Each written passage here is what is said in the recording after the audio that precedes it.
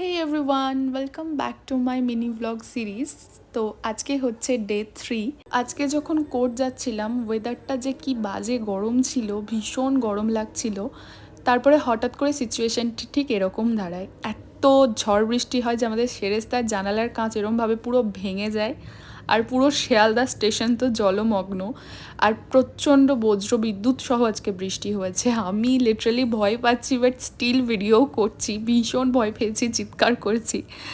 তো এত বৃষ্টি হয়েছে আজকে যে অধিকাংশ জায়গায় প্রায় মনে হয় জলমগ্ন হয়ে গেছে, কারণ স্বাভাবিক যে পরিমাণে আজকে বৃষ্টিটা হয়েছে। কোর্টের কাজ যদিও খুব তাড়াতাড়ি শেষ হয়ে গেছিলো, বাট স্টিল বেরোতে পারছিলাম না, কারণ বৃষ্টি এতটাই বেশি হচ্ছিল।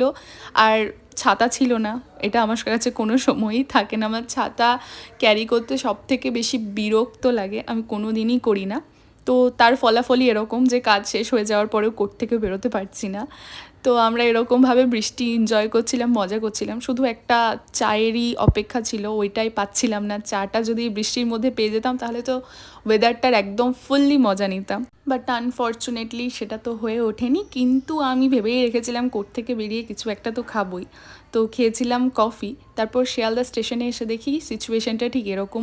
স্টেশনেও প্রচুর ক্ষয়ক্ষতি হয়েছে যেটা দেখলাম, কিন্তু একটা জিনিস এই ঝড় আর বৃষ্টির ফলে ভালো হয়েছে, আমরা কোর্টে ভীষণ আড্ডা দিয়েছি, গল্প করেছি, মজা করেছি, সব সিনিয়র জুনিয়র্স মিলিয়ে।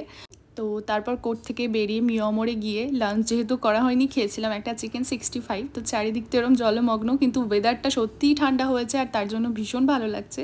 তো থ্যাঙ্কস ফর ওয়াচিং, দেখা হচ্ছে পরের ভিডিওতে। বাই, ভালো থেকো।